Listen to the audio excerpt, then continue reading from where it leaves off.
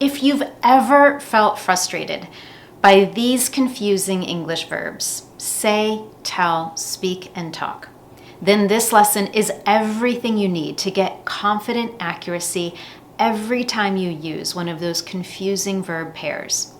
With simple explanations and multiple examples, you'll understand the subtle differences in speak versus talk and say versus tell, so you can avoid common mistakes.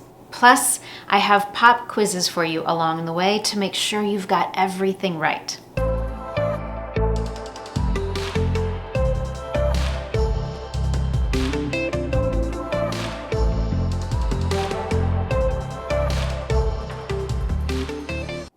Before we start, if you don't already know, I'm Anne-Marie with Speak Confident English. Everything I do is designed to help you get the confidence you want for your life and work in English. One way I do that is with my weekly Confident English lessons, which you can find at my Speak Confident English website and at my Speak Confident English YouTube channel as well.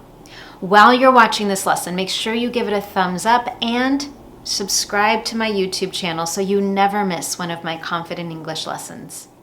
Now, let's get started right away with our first confusing English verb pair, say versus tell.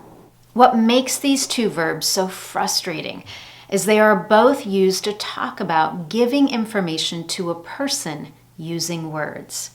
So the meaning is similar, but there is an important subtle difference. And when these two verbs are misused, English speakers definitely recognize the mistake. So let's talk about how to avoid those mistakes. The most important difference in say versus tell is the focus or the emphasis of the verb. With say, the focus is on the information. When used in a sentence, it's followed by what is or what was said. We don't really need any information about the listener. For example, let's take a look at these three sentences. She says we need to finish up by noon. The boss said to take Friday off. Anna said it was easy to do. With tell, on the other hand, the focus is on the listener, and when used in a sentence, it is followed by who. Who did we give the information to? Who received it? For example, she told me to finish up by noon. The boss told us to take Friday off. Anna told her it was easy to do. If you look carefully at those sentences, you'll notice that they're almost exactly the same. However, the sentences using tell as the verb are immediately followed by who. Who was the listener? Who received the information? With that key distinction in mind, let's look at a few more important differences between say and tell, or different ways in which we use these two verbs. Let's start with when we are informing or instructing. When we're informing others or giving information, we tend to use the verb say. For example, Carol said the restaurant on Main Street is quite lovely.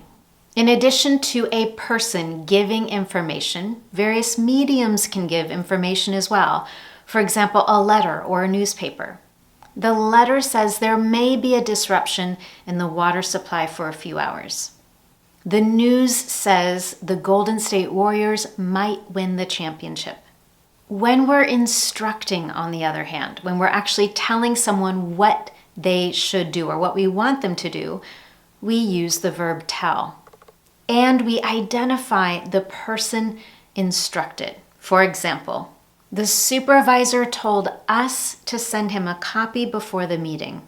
In that example, we know who received the instruction and we know what is expected, what they are expected to do. All right, use number 2 to help us understand the differences between say versus tell. Paraphrasing. Tell is used to report what someone said. In other words, paraphrase what someone has said. And just like when we give instruction, it is followed by the recipient. Here's a quick example. Simone told me she'll meet up with us another time. In that example, rather than use Simone's exact words, I'm paraphrasing. I'm stating what she said in my own words. And I'm using the verb tell because I'm reporting what she said. And this brings me to use number 3, when we're directly quoting someone. If I'm going to quote the exact words used by a speaker, then I use the verb say. In writing, you would typically see this with quotation marks. However, we can't see those quotation marks in speaking. And here's an example sentence. Simone said, "I'm tied up at work and won't be able to meet you for lunch. I'll join you next time." Before we take a look at one more difference between say versus tell, let's do a quick pop quiz. I have a sentence here and I want you to decide which verb fits best, say or tell. What do you think? I, the waiter, to split the bill. I said or I told. If you decided I told the waiter to split the bill, you'd be exactly right. In this example sentence, not only am I instructing someone to do something, I've also made it clear who is receiving the instructions, the waiter. And now use number 4 to help us understand say versus tell is when we're hypothesizing. You'll often notice that when English speakers are pondering a situation, they'll start the sentence with, let's say, and when they say that, it simply means let's imagine another situation. Let's imagine an alternate scenario, just for the fun of it, or maybe to help us brainstorm. Here are 2 examples you could follow the next time you're in a conversation. Let's say you've won $1 million. What would you do first?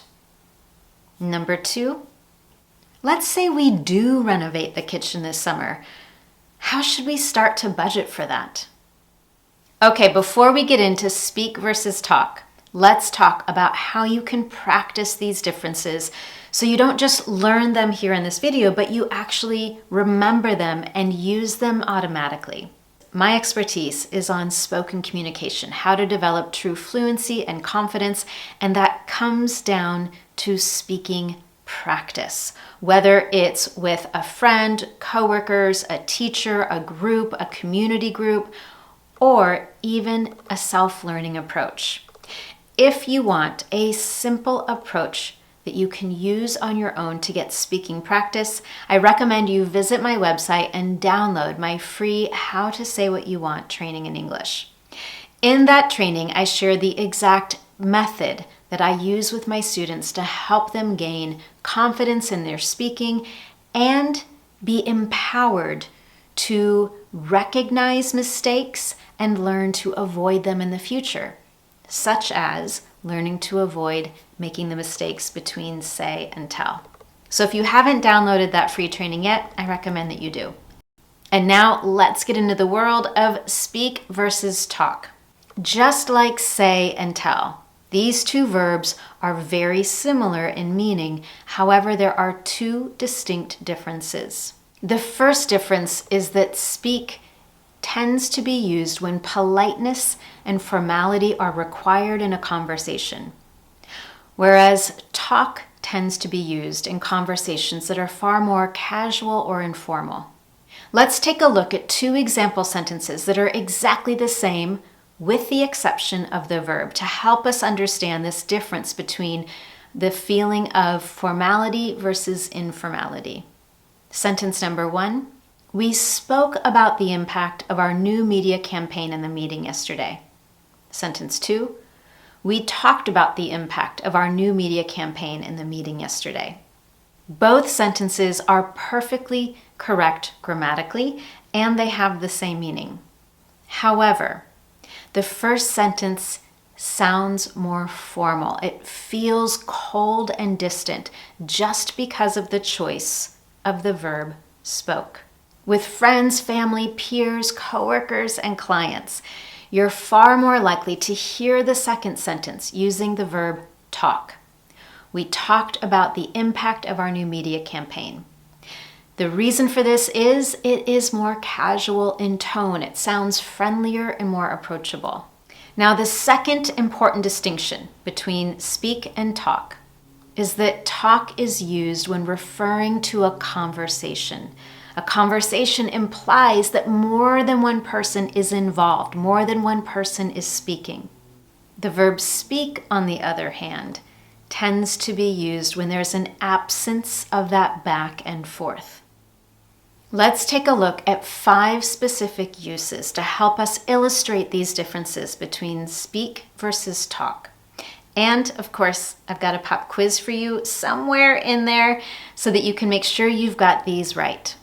Use number 1 is when we're specifying a language.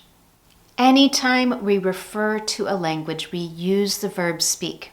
For example, Carmen speaks Spanish fluently.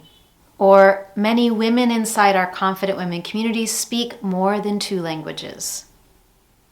The second use is when we're focusing on one person.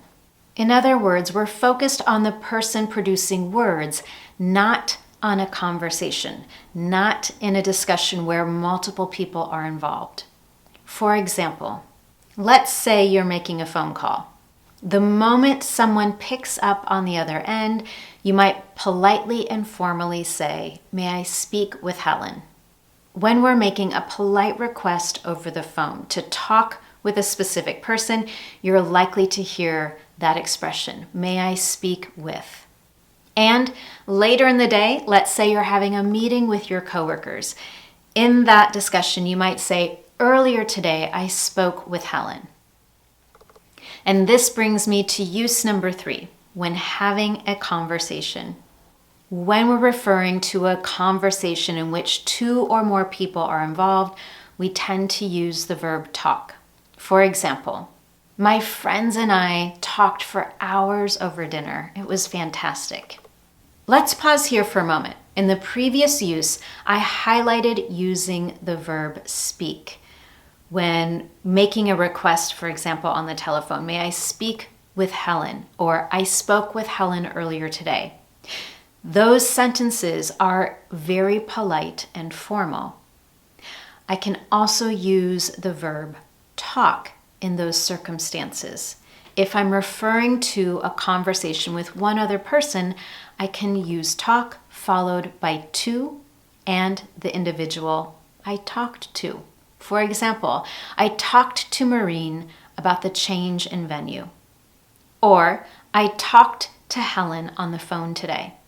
This changes that level of formality that we talked about earlier. If I say, "I spoke with Helen earlier today" versus "I talked to Helen earlier today," there's no difference in meaning, but there is a difference in the level of formality. The second is far more casual. And it's important to remember that when we use the verb talk, we include the preposition to. I talked to Helen earlier today. I talked to Maureen about a change in venue. We have 2 more uses to review, but before we do, let's do a pop quiz. Once again, I want you to complete this sentence with the right verb. Professor Glenn at the graduation and encouraged the young graduates. What verb should I use there? If you decided on the verb spoke, you're exactly right. Professor Glenn spoke at the graduation ceremony and encouraged the young graduates. Spoke is more formal, which is appropriate for a graduation ceremony, and there's really only one person speaking. It's not a conversation with more than one person involved. All right, let's finish up with our final 2 uses to help us understand the important differences between speak and talk. Use number 4 is when we're specifying a topic. Whether you want to specify the topic of a conversation or the topic of a presentation, you'll follow the verbs speak and talk with the preposition about. Now, let's keep the distinctions we learned about at the very beginning in mind. Talk tends to be used when there's a conversation with more than one person involved, and it's more casual in tone. Here are 2 examples to help illustrate all of that. Recently, inside the Confident Women community, we've been talking about cultivating a growth mindset. This example sentence is casual in tone, and it implies that many people are involved in discussing this topic. Now, here's the second example. She spoke about the hidden power of introverts in her presentation. In this second example sentence, there's an increased level of formality, which is appropriate when we're considering a presentation. And of course, in a presentation, there's really only one person doing the speaking. In both of these examples, we're specifying the topic of conversation or the presentation using that preposition about. And now use number 5 is when we're referring to extended communication. When we're referring to verbal communication between people over an extended period of time, we use the verb talk. For example, we haven't talked in ages. How have you been? Or my friends and I sat around the campfire and talked for hours. In both of those examples, the verb talk is followed by a preposition and a period of time. Now that you have 4 clear uses to better understand the differences between say versus tell, and 5 different uses to understand the distinctions between speak versus talk, let's finish with a quiz. I have 5 sentences for you, and with each one, I want you to choose the correct verb and the correct form of the verb as well. Don't forget about the time tense. After you complete this quiz, you can find my answers to this quiz in the comments below the video. Number 1, Dr. Gupta will at the conference next week. Number 2, my husband and I, the offer, and we've decided to accept. Number 3, I'm so glad my toddler, more than one language. Number 4, we take a road trip. Where would we go? And number 5, our mother always us to avoid following trends and stick with classic styles instead. Again, after you finish that quiz, you can find the correct answers down below to verify that you got them all right. If you enjoyed this lesson, I would love to know. You can tell me in one very simple way. Give this lesson a thumbs up here on YouTube, and once again, don't forget to subscribe to my Speak Confident English channel so you never miss one of my weekly lessons. Thank you so much for joining me, and I look forward to seeing you next time.